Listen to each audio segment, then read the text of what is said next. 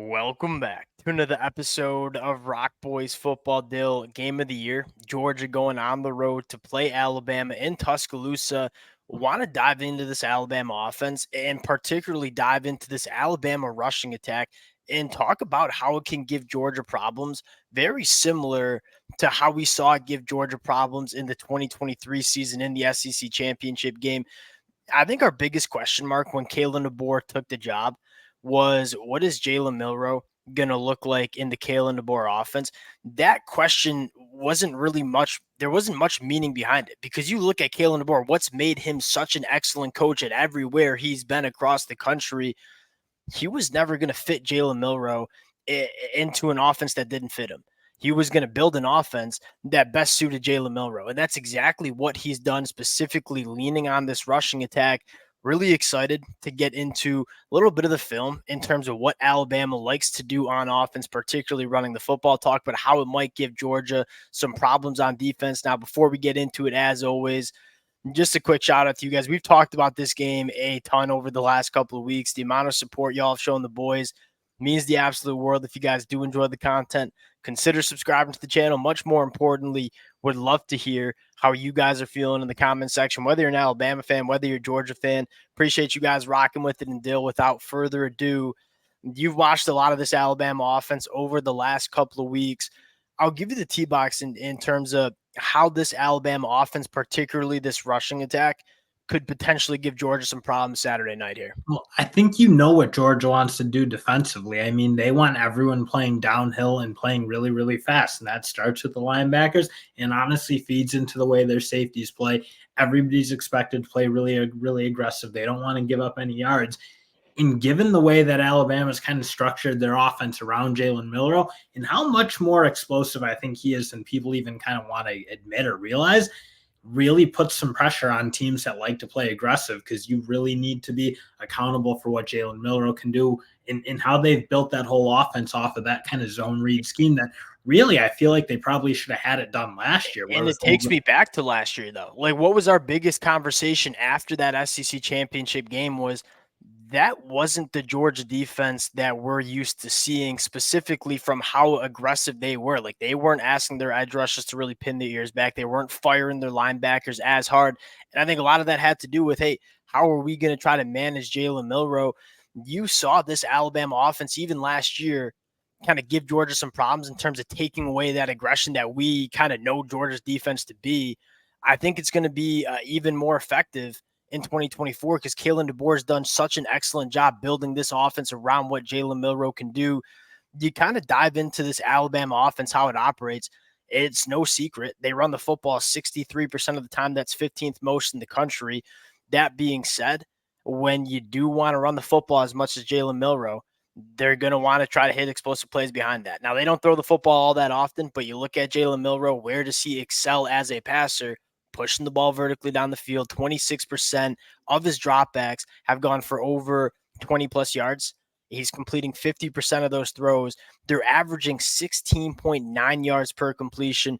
Yeah, they want to run the football a lot, but when they do want to throw, they want to be explosive, and it's worked to a T for Alabama early in the season. And that's the big thing is Ryan Williams, at least to this point, has shown an ability that, frankly, not many Alabama wideouts in a few years have been able to show in terms of just being able to win one-on-one vertically relatively consistently. And obviously he'll need to continue to prove that against higher level competition as SEC play opens up against probably the best competition they'll see in Georgia. But again, Wisconsin, pretty good secondary. He showed that ability to get over the top, get vertical. And again, when we're talking about how much Alabama's run game forces teams to commit a lot of bodies, because Jalen Milroe's athleticism and ability to read that run system that they're running really does force them to bring bodies up because it adds another guy essentially to that rushing attack. I think that allows them to, when they now have wide receiver one, who I have much more confidence in winning his one-on-ones down the field than I probably did last year. I think that really opens up a new dimension as well. I think one of the huge talking points in this game is Georgia going to need to kind of walk in their safeties to stop Alabama's rushing attack. Because if they do, and Georgia doesn't have to do this very often, right? Like Georgia's very comfortable stopping the run with the light box because they have the front seven to do so. One of the biggest question marks about this game is, hey, are they walking their safeties in? Are they leaving just a single high safety? And then I think the second question is, if they do walk a safety in and they're leaving one single high, can Ryan Williams and Jeremy Bernard and Kendrick Law win those one-on-one matchups on the boundary? Dill, let's get into kind of the base scheme, I guess you'd say, for what Alabama wants to do in the rushing attack. That pretty much just a zone read option.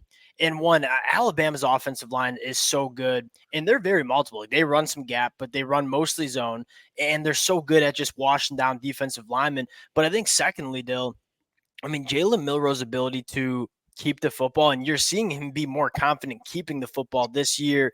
It's kind of difference making. And this edge defender doesn't even crash that hard, but even if you crash a little bit and give Jalen Milroe just a little bit of daylight, he's cooking. I think the second thing you want to know, look at Kendrick Law. These wide receivers and tight ends block their tails off down the field. When Jalen Milroe's working to the boundary here as a runner, you are routinely seeing Alabama's wide receivers get it done down the field. And you kind of see when you commit to the box the way that Wisconsin's committing guys into the box right now, you really struggle because you need to be able to cover a lot of the field when Jalen Miller is on it. Because if you're a half step late, I mean, he is far too athletic. And again, that kind of gets back to my kind of almost like thought as people like, yeah, he's just a running quarterback. But I mean, he's probably closer to Lamar Jackson, like that type of athleticism, that explosiveness than what we've seen in a really long time. There's a lot of running quarterbacks. Yeah, you talk about like what Michigan's got with Alex Orji. I mean, he doesn't have that explosiveness, and there's not a lot of quarterbacks who do. In that, again, when you talk about how much athleticism Alabama's putting on the field, both at the wideout spot and in the running back spot, it really does make it hard to cover that much field. And you think about where guys need to be positioned, you need to be really, really careful on that point. I think the second point that to kind of before we went live here that I think is probably pertinent to this discussion is how multiple Alabama is in terms of how they run the football. We kind of talk about this as Michigan fans. Like, we're both Michigan fans, and we're saying, hey, we're obviously going to run the football a lot. You got to run the football in a lot of different ways. Michigan doesn't do this nearly as good as what Kalen DeBoer and Alabama do so far in 2024. Let's look at a little bit of gap. And I think what's really interesting about this is they're kind of setting Jalen Milroe up to get downhill. You're seeing T-Book pull around here. And again, I mean, you're putting so many of these defenders in conflict in terms of where they need to go. And if you are a step late trying to defend this Alabama rushing attack, you're going to get killed. You see Jalen Milroe keep it. Tyler Booker, this Alabama offensive line does an exceptional job getting to the second level, like picking up linebackers for as big as they are and as powerful as they are. They get in space relatively well. Jalen Milroe, when he's getting downhill, very hard to tackle, making people miss. Again, those kind of plays, it makes it so difficult for the front seven to understand what's going on. But that's what I almost wanted to dive into is like, you don't really have easy keys to read. And that, again, when you think about how Georgia wants their linebackers playing, they want them playing really, really fast. It's not a passive linebacker group. It's not a passive position for that Georgia team. And when you're Alabama and you're running zone scheme, you're running gap scheme, and you're not running it in like a traditional manner. I mean, you basically having your running back serve as the kickout guy in this position, right? That defensive end kind of has to now make a decision. It's not like there's a guard or a tight end coming around to kick that guy out. It's essentially the running back, right? And he makes that decision. Jalen Milroe gets downhill on basically a base QB power. But again, it's about adding guys into the box, getting better numbers, in putting Jalen Milroe in a really good position. And he doesn't beat that safety, but you love him in a one-on-one matchup consistently. So again, I think it's a hard defense to read keys. You saw the linebackers flowing the wrong way. That to me is what I think gives Georgia could give Georgia some problems, because they expect their linebackers to play a certain way where it needs to be really, really fast. Two more plays that we want to talk about here. One, now we saw Jalen Milroe keep the football the last two times. Now we're going to end up keeping it, or we're going to end up giving it to Jalen Milroe. I think the first thing you want to look at is just how hesitant this Alabama offense has second-level defenders in absolute hell. Like, they're not really sure what they're doing. And again, when you're a step late and then you have a running back like Jam Miller or Justice Haynes and how explosive they are, you're kind of toast. And Jam Miller has been just phenomenal in my mind. You look at him averaging almost 10 yards per carry. Again, linebackers, step late. Number 3, step late. This Alabama team in that zone scheme, they just wash everything down. You're seeing Jaden Roberts get up to the second level. This is like textbook. And I'm not an offensive line guy, Dill. You were an offensive line guy back in high school. this is what would assume your high school coach is kind of putting up on the chalkboard here, because I don't think it gets any better than this. And again, Jam Miller, his acceleration, like, you think you have an angle on him, number one? Absolutely not. One of the fastest players on the football field, taking it to the house. Again, doesn't get any better than this. Yeah, and I don't want to like minimize the running back's role. That's kind of, I think, why we wanted to put this play in right there. Their explosiveness creates a lot of problems too, because again, guys have to kind of pick their poison and be really, really fast in making those decisions. And you see, they hold both these edge defenders out, number 3 and that linebacker out there. Both are kind of have to make the decision. Both are a little bit late.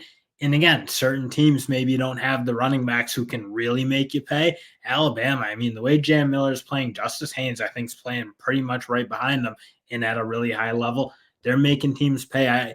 It's just an offense that is really clicking. The rushing attack they've kind of put together, really, really been impressed with all so far. And I love Jaden Roberts here, like, just getting up to the second level.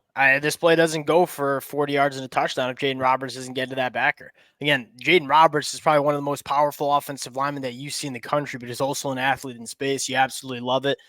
Last thing, and this is kind of what made kind of like the last infinity stone, if you will, to this Alabama offense, is being able to marry the rushing attack with the passing game. You get some pre-snap motion. You just take a look at the box right now. 5-man front. You got, essentially a 9-man box. And that is what Wisconsin had to do, especially because Alabama's going to 12 personnel here with 2 tight ends.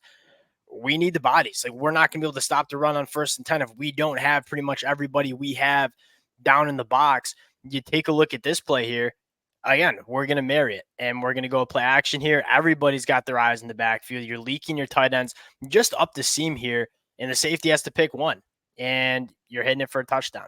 And again, these throws, that's one where Jalen Milroe the best as a passer, but more importantly, having that vertical passing attack in this offense, it just kind of makes defenses pick your poison. And if you Especially when you have to cover so much of the field horizontally, I should say. And that's why I think you get really dangerous with the way Ryan Williams is playing, with the way you can work some of that tight end stuff up the seam off it.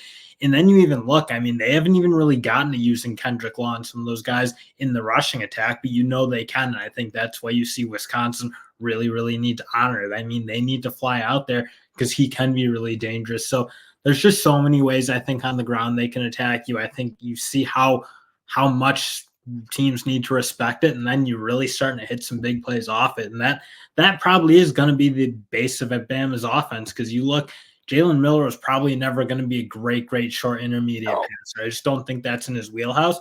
But given the way that they've started to design this offense, it really doesn't matter, because it features him being an excellent runner and an excellent deep ball thrower, and they're really using both those at an extremely exactly. That's I think the perfect way to kind of close it out is that they look at Jalen Milroe and said, all right, we know you're not a perfect quarterback. We know you might have some deficiencies, specifically in the short intermediate game. We ain't really going to ask you to do that much of it. Like, your average depth of target is going to be 13 yards in this offense. We're going to be asking you to push the ball vertically down the field. We ain't going to throw it that much. We're not going to ask you to be an 80% completion percent kind of quarterback. But when you do have those plays, you got to hit them. Jalen Milroe has been hitting them. Though you're going to see, I think, Kalen DeBoer, Coach Sheridan, in my mind, one of the better offensive minds in the country, going up against Kirby Smart and Glenn Schumann, probably one of the best defensive minds in the country, with 2 of the most talented rosters in the country. As a college football fan, I don't think it gets much better. We'll close it out there. Appreciate you guys rocking with it again. If y'all do enjoy the content, consider subscribing to the channel. We'll talk to y'all later.